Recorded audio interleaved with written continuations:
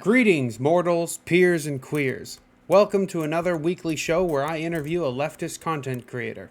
And today, we've got, and I'll let my guests introduce themselves. Give us your name and your pronouns. Hi, I'm Sweetie. My pronouns are they, them. All right, awesome. So, how about you introduce yourself? What kind of content creator are you? That is a good question. I do content on TikTok and Twitch, which is mostly like commentary and comedy and gaming. And then I also am a sex worker and I do that sort of stuff as well, streaming on those websites. Hmm. And I divide my time between the two. Interesting. Mm. So you're a leftist. What Yes. what drew you to leftism? Um, that's going back to like high school social studies class. I guess it was kind of at first it was in opposition to the more outspoken people in the school I went to because there were a lot of conservatives who were very intense about their beliefs, and I was like, because they would say things that were just really out there, like women don't deserve rights, like, eugenics is the way to go. And I was just like, I don't understand all this stuff, but that can't be right. Yeah. And so I looked into, ways to argue with them with actual Hmm. facts. And I ended up learning a lot of leftist ideology, as well as learning about the labor market and how everything works. And just seeing like leftism is in a lot of ways a reaction to people getting fucked over by the systems that be and fighting against that. Yeah, that's pretty interesting. So then, what kind of leftist would you consider yourself? Uh depends on the day.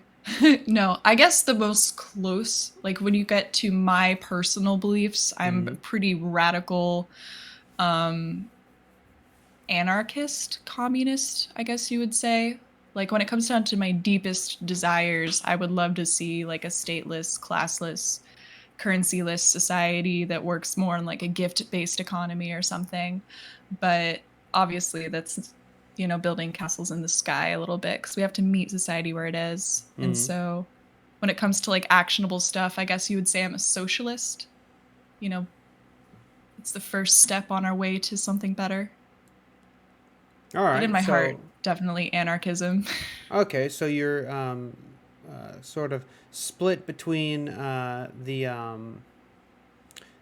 guiding north star of anarchism and communism, but then you Hmm. deal with the real world practical impacts as a socialist. Do I have that Hmm. right? Yes, exactly. All right. Like there's Well, the ideal and then there's where we're going to go in reality. all right then. Let's move into our next slate of questions. What do you think of the current state of the U.S.? I oh, it's it's terrible. Like the people amazing. Love an American.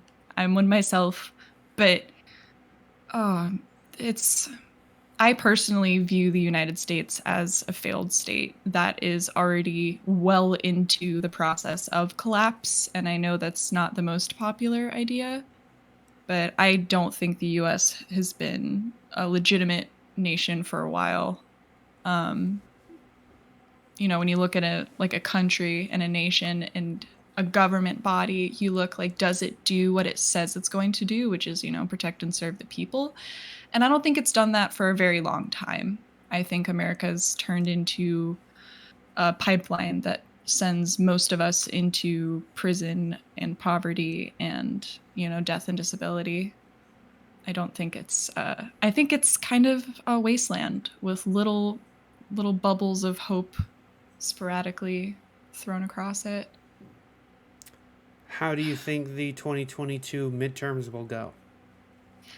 That's interesting because we've seen, like, I feel like a lot more people are realizing that everything is very, very bad. It's not just people like me who research way, way too much. It's like casual, like people who only involve themselves with politics casually are now starting to realize the implications of how broken our system is. And I think we're going to see a lot more engagement from people who normally aren't involved in the political process. But overall, I still think that the Judeo-Christian conservative right is way more prepared for the 2022 midterms, and so that frightens me. Like, they've been preparing for this sort of, taking back of power and coup political upset for a long time, and I think they have their ducks in a row a lot more than we do as the left. So I think it'll be like a little David and Goliath-y, but more so, I don't know. I still don't have a lot of hope that Goliath is gonna fall. I think we need to get our shit together as leftists a lot more in terms of organizing before we see a major upset and see things start going in the right direction politically. Okay, so that handles the short term of the 2022 midterms elections, which are fast approaching. What do you think of the 2024 presidential run? How do you think that'll go? Honestly, I think it's going to just be more political theater. I think we're going to have. I would like to say that I expect to see someone like AOC running or something, but I know that's wishful thinking. We've had a string of like president celebrities for a while. Like fucking.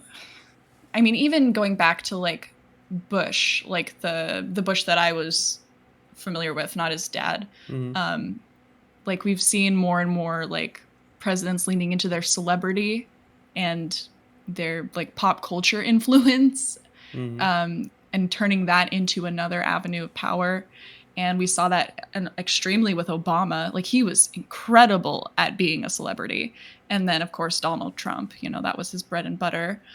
So I think we're going to see another like household fucking name, somebody who's super watchable on TV, somebody who doesn't necessarily have very good ideas. I feel like we're going to continue on that trajectory, and that scares me. Who do you think should run, and who do you think will run? I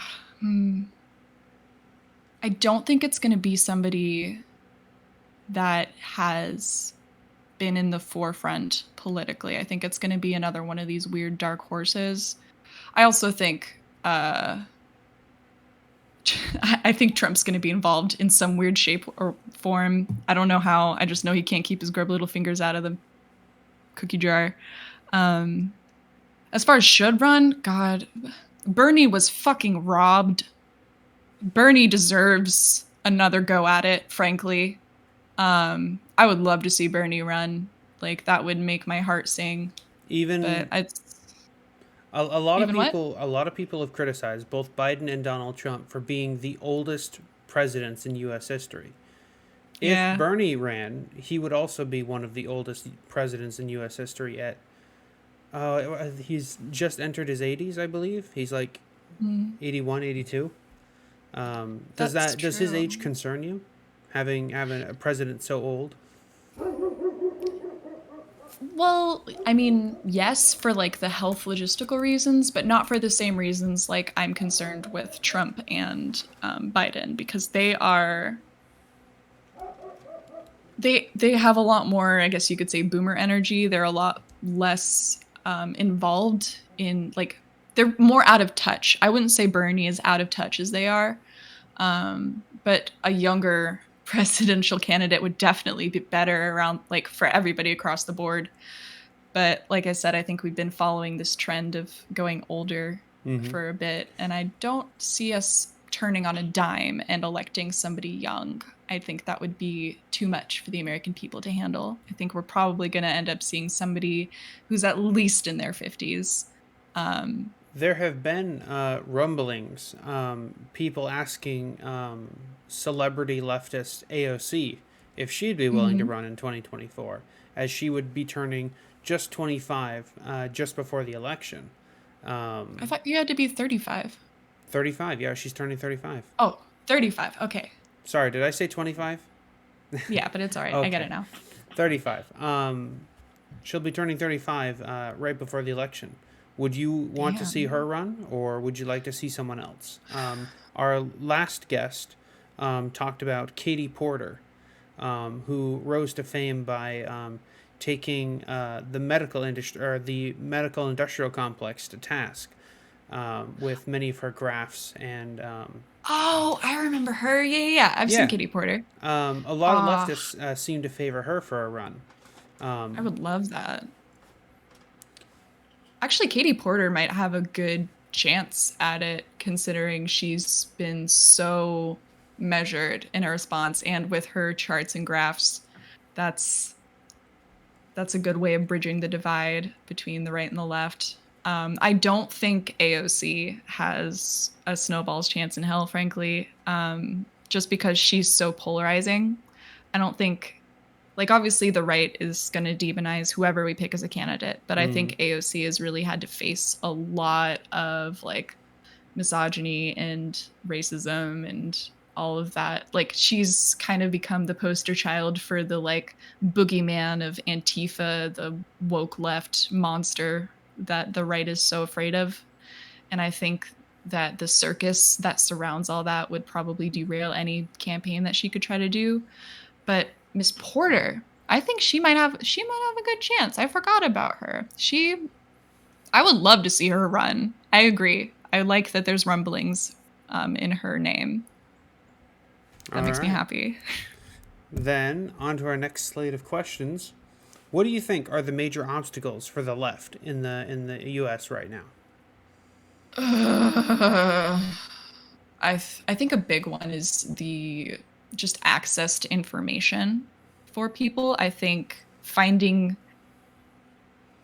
out what's true and what's not true is become so skewed and difficult. Like the amount of not misinformation but disinformation campaigns that have been created from actually all points on the political spectrum, frankly. Like there's so much like pseudo propaganda going around, and there's so much with the internet of stuff that's just blatantly untrue flying around in all of the forums on Facebook. Like I just don't think a lot of people have access to information that is true and real. And especially with Donald Trump being all like, oh, fake news, there is no people have no faith in old media, and new media has no regulation. And so it's really chaotic in terms of figuring out what is and is not even real. And it creates a very strange reality for people to share, because some people are living like thinking that, oh, the world is like this, and some people are thinking like, oh, the world is run by a fucking cabal of baby blood drinkers, and it's just insanity. It's absolute insanity. And it's not even like necessarily on the fringe anymore. Like there'll be casual like armchair people who don't involve in politics very much, people who don't go on these deep dives, who aren't chronically online, they'll still be like referencing shit like Pizzagate as if it's totally factual. And I think that's just going to keep getting worse and worse because there's no regulation of information, and a lot of people, there's no, I guess, how would you say, like internet literacy? Mm-hmm. People don't know how to clarify whether or not something is from a reputable source or whether a study was done properly. And that's the worst, because what are you supposed to do when you tell someone this is like this because this, like, you say, oh, this is because of capitalism, and you can give them all of the reasons why. You can even give the names of specific capitalists that are exploiting these people, and they have documents. And then you have like the fucking anti-campaign for that that's just been fucking inflated with a bunch of money. And like they'll have people who work in advertising and marketing working to push information that's like, oh, no, it's not as bad as these crazy whistleblowers are saying. It's just the information, I think, is the hardest part, because people don't know what's real and what isn't. Interesting. Thank you for your perspective. What then do you think the left could be doing better right now? Um, I think we could definitely be a lot more interconnected. I think we could stand to talk to each other a lot more. And not just about like left related stuff, but like becoming more of a community, like being friends with each other and checking up on one another. Like the right is so interconnected because, you know, a lot of them, you know, they go to the same church or they're part of like the fucking neighborhood watch. Like they have other hobbies separate from politics that they still concurrently all kind of participate in. And so they're a lot more connected as a community than I feel like the left is. And I also feel like that's on purpose. I feel like the right has put a lot more time and effort into building communities within the right. And so it makes it easier for them to organize and faster. And I think the left needs to catch up. Okay. What do you think are the greatest strengths of the left? We actually give a shit about other people. Oh, wait, am I allowed to curse, by the way? Yeah, go ahead. Okay. Yeah, we actually give a shit about other people. Like, humanity's willingness to like care for one another, that like empathy and compassion, that is a really important evolutionary trait of humanity. That's what's kept us going and brought us to the top.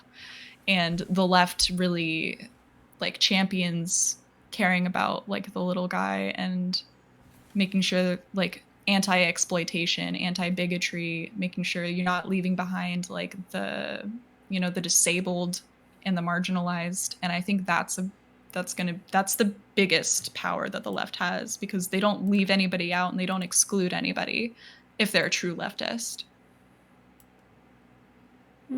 Interesting. Change this color to magenta. Okay. What is the left's position on the Democrats? Are they friend? Are they foe? Are they something more? Democrats are like if you have a club in your school and you need it to be like sponsored by a teacher, but that teacher sucks. Like it's not a friend, it's more like a necessary ally, because they're the closest thing we have to a friend in the political establishment. But frankly, the Democrats and the Republicans are both working together against the left in a lot of issues, and it's, you know, I'm really staunchly anti-capitalist, and so I hear Democrat and I think, yes, the ones who are doing the same shit the Republicans are doing, just with a better PR team, basically. So like ideally they would be a friend, but frankly they're just hurting the cause right now, and we need to get them to stop identifying with being a Democrat and move over into something more leftist, because they're not going to save us, and they're not, if left to their own devices, they're not going to help. They need a shorter leash. Wonderful. What do you say to new or young emerging leftists? Welcome to the club. Hi, thank you for being here. Also, I feel like I want to say I'm so sorry to the young and the baby leftists, because I feel like there's this idea that the older generations put that like, oh, the world is in the hands of the young, like the kids are all right and the kids are so much more capable than us and they're gonna fix everything. And it's like, dude, you got to go through a lot to even become a leftist. And I guess I would say like, hey, we're here. You're not going to do this alone. We have elders, and just thank you so much for being here and going above and beyond, and even caring about stuff like, you know, political discourse, because it's so important. And I just want to say I'm sorry to them. Like they're entering into a political landscape that is just completely fucked. And like we should be doing better as a society. The fact that things are the way that they are is fucking ridiculous. and someone should apologize, even if it's not their fault, you know? What do you say to people who may be on the fence? Maybe they're Honest. maybe they're Democrats who haven't made the jump to leftism. Maybe they're Republicans who might think of breaking from the party now that it's become so extreme and radical in the alt right. What do you say to people who Mm. might be on the fence? People who might be indecisive? How would you convince your average person to join our side? Well, first of all, I don't think there's anything wrong with necessarily being on the fence. I think you can still help um, movements, political movements, while not claiming a side yourself, because there are some places where it's not really safe to declare yourself a leftist outward, like publicly, you know? And so I would want to ask them questions like, what are your specific fears when letting go of a title like Democrat or Republican? What do you have to lose by leaving that establishment? And then I would also show them like what there is to gain by adopting this ideology.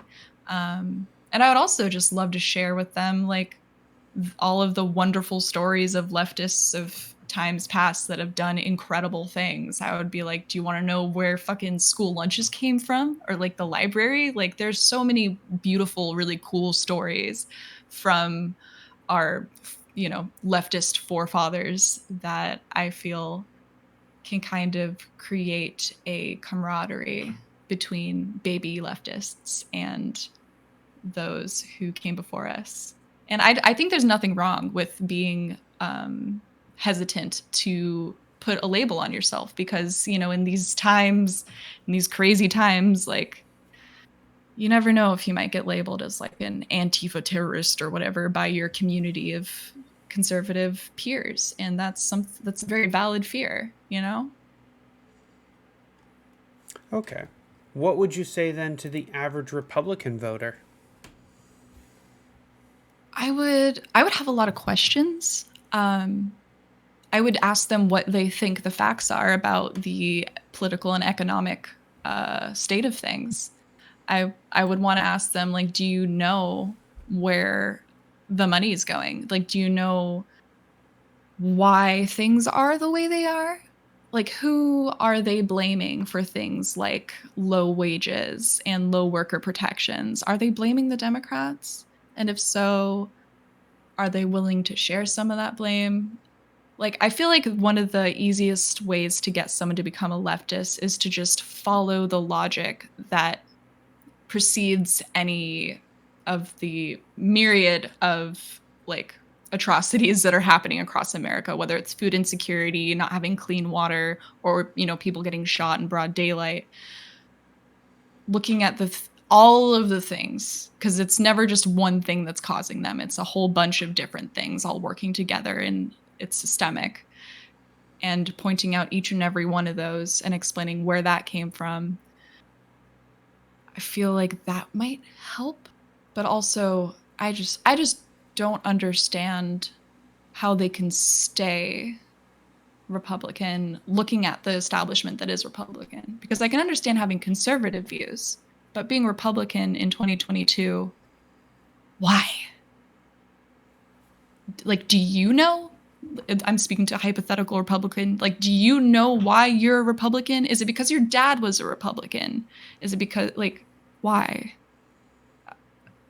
I want to make sure that they know why they're doing it. Because if they don't, maybe there's a leftist in there somewhere. Because if you go far enough left, you find yourself agreeing with a lot of stuff that's traditionally conservative, you know? Can you give us a quick example of that?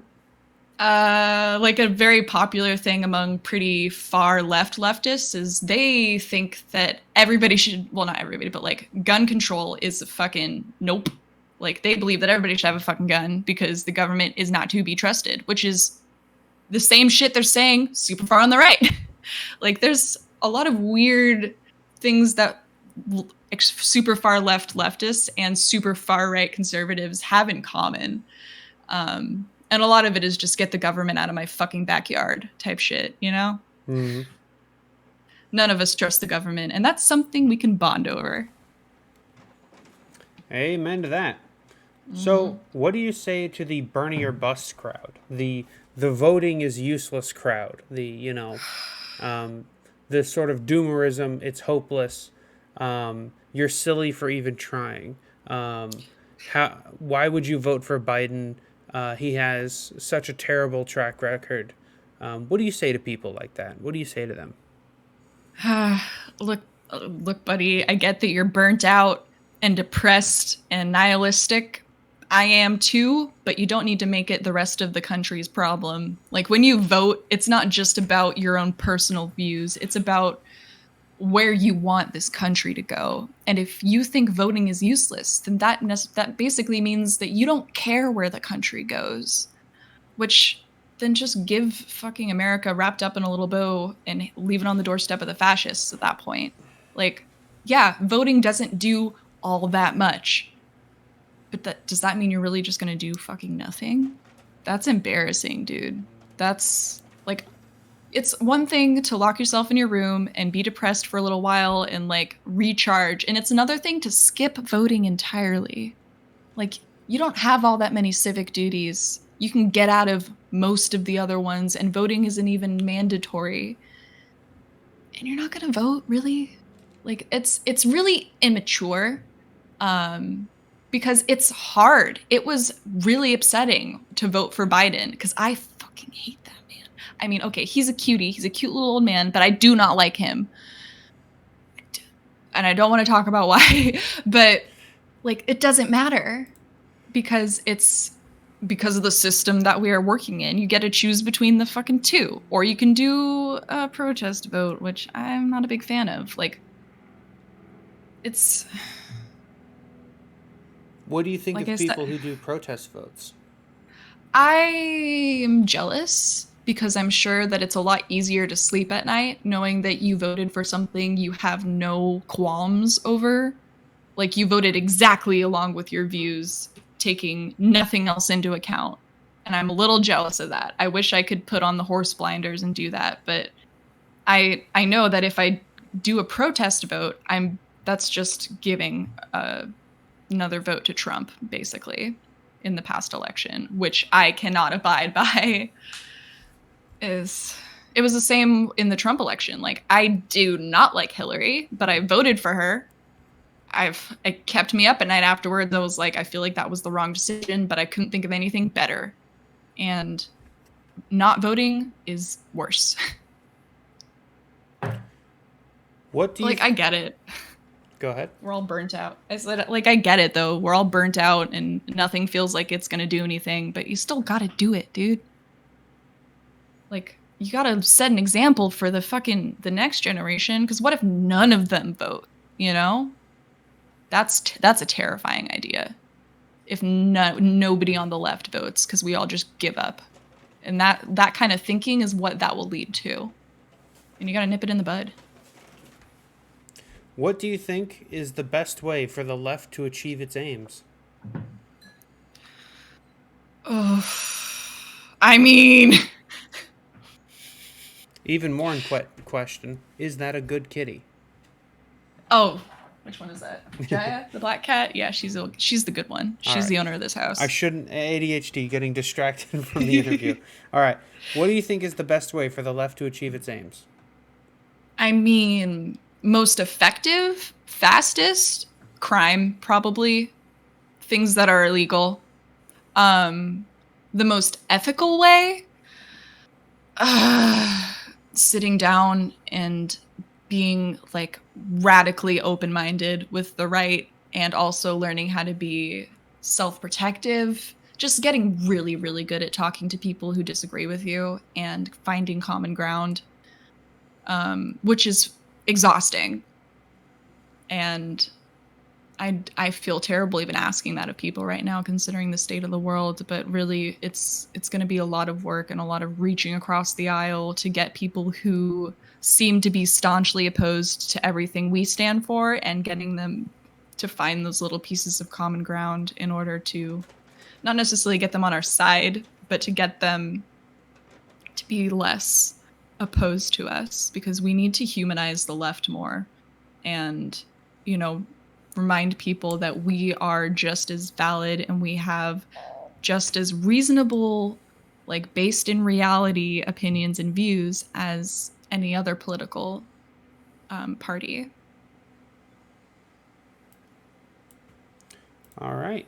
That concludes all the main questions I had to ask for you. And we've got 3 more smaller questions. Wow. What do you think, or should I say, do you fear a rise of fascism in the U.S.? Or do you think that the U.S. is already fascistic? I What are think your we've been thoughts? fascist for a while, and we've just been really good at hiding it. Um, I think if you want to figure out exactly how fascist America is, you just kind of have to look at the things it calls other countries that it's trying to demonize.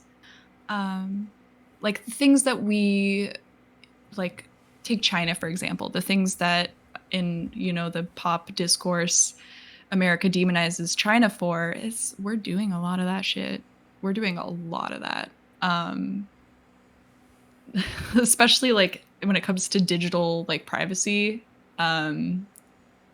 You have none. You got no privacy unless you're really good with a VPN. And even then, I think we've been fascist for a while. And I think if you're doing anything that might be challenging the current establishment, you should be very, very careful with your data. Unlike people like me who are just hard and loose with everything. Like for those of you who are organizing, especially people who are organizing protests, be more careful, because we are fascist. We've been fascist for a while, and the only thing that determines whether or not you're going to be a victim of fascism is, well, 2 things. One is how many resources you have, namely money, how rich you are, and 2, how much you're combating the system as it is. Like the people who are saying like abolish all prisons, that is going very much against the system as it is, and people like that need to be extra careful. Whereas people who are saying, oh, we need to, you know, put more funding into schools, like, you'll be fine. It's not challenging the system per se. But no, we've been very fascist for a while, and when it comes, even our classification of what is and is not a terrorist has changed drastically in recent years, and it's kind of frightening. Along with the lack of digital privacy, it's very fascist. Plus, then you look at the Judeo-Christian values that are getting even more popular, and the amount of control that churches have over state decisions. It doesn't look good. And it hasn't looked good for a while. What does the word tanky mean to you? And are tankies a part of the left? Tanky, honestly, I haven't heard people use it in a serious way in a long time. I usually run into the word tanky on Reddit when it's communists arguing with other communists, and it's like, I think it's the people that are just like, I might be wrong about this though, because I don't like to engage with the tanky discourse. It's like the people who are just blindly all communism good, despite, you know, us never actually having achieved communism. So like, idolizing any communist leader of the past is kind of a waste of time, because they didn't even fucking do it. Like, idolizing somebody who didn't even fully succeed, like, come on. Imagine something better instead of like, you know, thinking that, oh yeah, this is necessary evils and fucking Czechoslovakia and stuff. Like, no, we can do better and be better, and we don't need to be militant about any beliefs. I think leftism is most powerful when it is malleable and it can change with the times. You know what I mean? Having the ability to like back off a little bit on being like super hard, like, no, we can't do this because this would be anti-leftist, and meeting reality where it is. Tankies it's also, I feel like a lot of tankies are teenagers, and children. I don't feel like, or people who haven't really matured in their political ideology. And so I try to be a little bit more gentle with people who seem to be super stubborn in their like idea. I don't know, in putting certain communist leaders on pedestals. Because I don't feel like they've fully matured as communists, if that makes sense. Are there any leftist leaders, either in history or in modernity, that you do look to? Any leftist leaders that you do look for, you look up to, that inspire you in some way? Fuck. Yes, but right now I cannot give their names because I'm gonna get them all mixed up. I have really bad recall with names and dates. I'd have to get back to you on that one because I have a Yes, whole folder full the of infamous books. leftist Alexandria Ocasio Sanders. Exactly. Like I'm just gonna make a fool of myself mispronouncing names and getting first and last names mixed up. But I will get back to you with some really good books and stuff that I've read and maybe some quotes as well because All there are right, so many, wonderful. so Do you have many. any final thoughts and closing statements? Um, Look into running for office. There's this really cool movement going on that's no seat unopposed, I think is the movement, where Yes, no seat basically, unopposed. They have a Discord. I'm a part of it. yes, that is fabulous. And I think as many people as humanly possible need to look into that because no seat should be running unopposed in 2022. Like that's insanity. Republicans should not be getting into office automatically. Hmm. Plus, it's you might just end up in office. Wouldn't that be cool? Put that on your college transcripts. That would be pretty cool. Hey, look, college, can I come in? I became president of the United States for 49 consecutive terms. More like you're part of like the cabinet for your city or whatever. I don't know what the term is, but yeah. Yeah. And just get involved. Keep reading. Don't.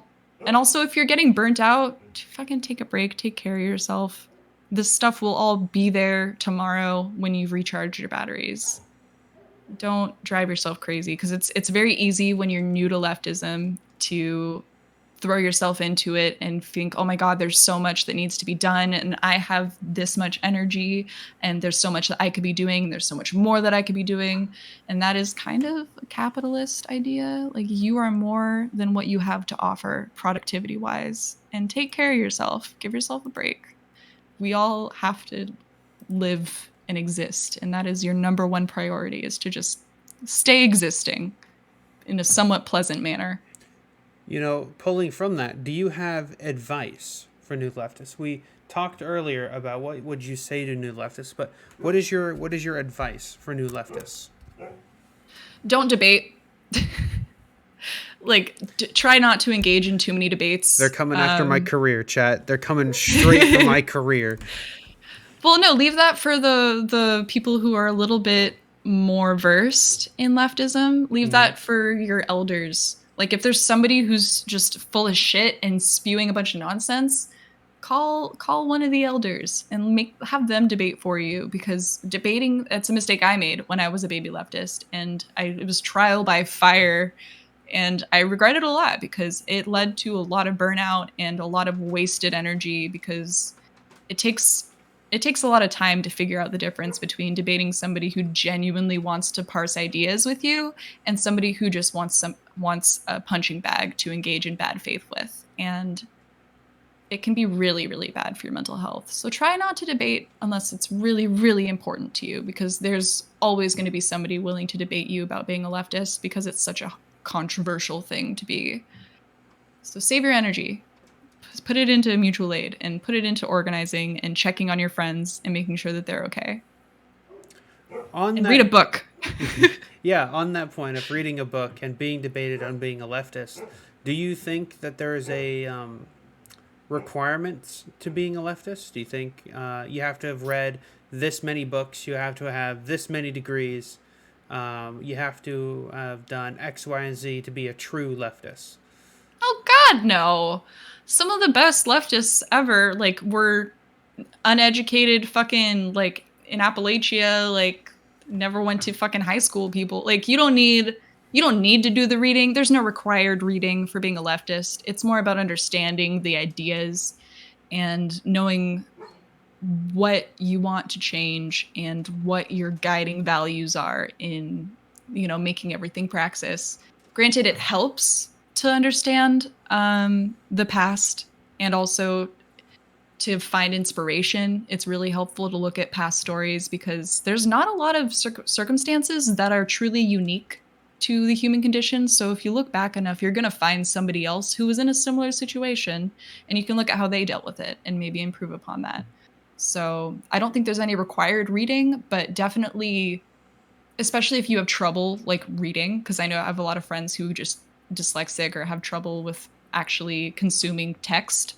Talking to people who do know the stories and listening to them, just sharing information in whatever way is easiest for you, because knowledge is power and it's always good to have more of it. But no, there's no required fucking reading. That shit is elitist and gatekeepy and gross, frankly. It's disgusting. Grow up. All right. That was wonderful and enlightening. Your thoughts on mutual aid?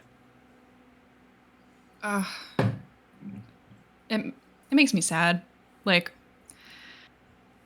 I mean, it makes me sad that it's so fucking necessary. Like, we will not survive if we don't have mutual aid. Like, America is on its way to turning into a Mad Max wasteland with a few cities that are still livable. Like, that is the future I project if we don't start getting our shit together. And even before that, like, in situations where there have been disasters where the government has failed us, mutual aid has saved countless lives, and we're going to need that increasingly more. Like, if I were to draw a graph of places where there's going to be crisis, or it's a curve and it's going to start going in a straight line vertically, because there's just so many ways in which the government is failing us, and we need to take care of each other. That is our best quality as human beings. And also, I mean, this also goes to the right, too. Like, if y'all don't trust the government, then make sure you guys can take care of each other. And I don't just mean taking care of yourself. I mean taking care of everybody. Like, don't just create a bunker. Start talking to the people in your community and dividing resources and finding out who has the knowledge in what areas. It's so necessary. And even just doing the research into what it takes to create a mutual aid network can be so helpful.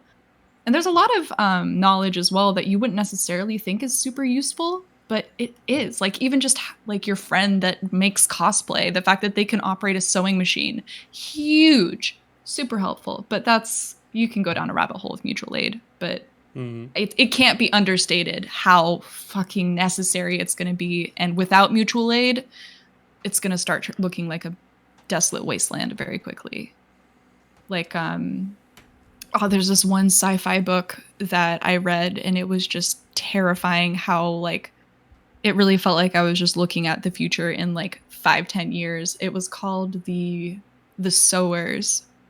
Like you reap what you sow, The Sowers. Incredible book. And if you want to know what the world might look like without mutual aid, read that book, because it is. A while back, I didn't make, but I heard about and I agreed with, and I signal boosted the prediction that with the right growing more radical, the tip of their wedge is demonizing and otherizing trans people, and that if they were to regain the reins of power, they will A, never let go of them again, and B, begin a genocide of sorts of trans and queer people. Yes. Would you agree with that prediction? Do you think that is a likely outcome, or do you think I am reaching and fear-mongering a little bit too much? I don't think it's necessarily fear-mongering to keep in mind what possible outcomes are. And I think if you talk to a lot of the more energetic members of that political scheme, I think they would agree that they don't want to see trans people in the future, and that requires a genocide. I would actually go so far as to say it doesn't stop with trans people. I think they would really like to see us go back to like just a purely white Christian cis straight, like they want to go straight back to all the pinnacles of white supremacy. I would go so far as to say they don't want to see any more gay people. They don't want to see any more people of color. They like no more disabled people as well. The eugenics, they also push heavily for eugenics. Like it, if looking at the possibilities, it only gets worse from there. And it does sound alarmist and fear-mongering, but it's really true. And there are people out there that have an ideal of what a human being should be, and it doesn't have any of us included in there. And that should scare you, and that is frightening. So no, I don't think it's fear-mongering. I think it's a sobering look at what the very real possibilities are if we let people who believe that trans people are something to be feared, that there's something that challenges the idea of a family, or that they're somehow like bad, terrible for children. Like people, those ideas come from a really dark place. And ideas that come from a place like that, when brought to their logical conclusion, it's the genocide of a lot of minorities. So I think it's a very realistic way to look at it. Granted, it's not it's not the present, it's not happening now necessarily, but it's not unreasonable to say that it is possible to happen in the future. And to ignore that as a possibility is very dangerous for trans people, especially.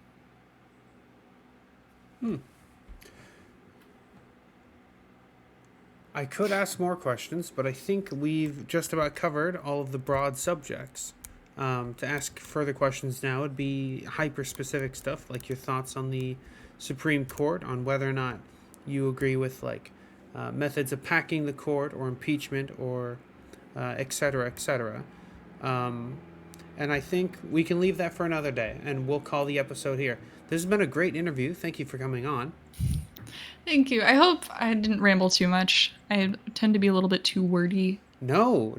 You were absolutely delightful. Why don't you go ahead and shout yourself out? Follow me on Twitch. I'm Sweetie Python. Follow me on TikTok.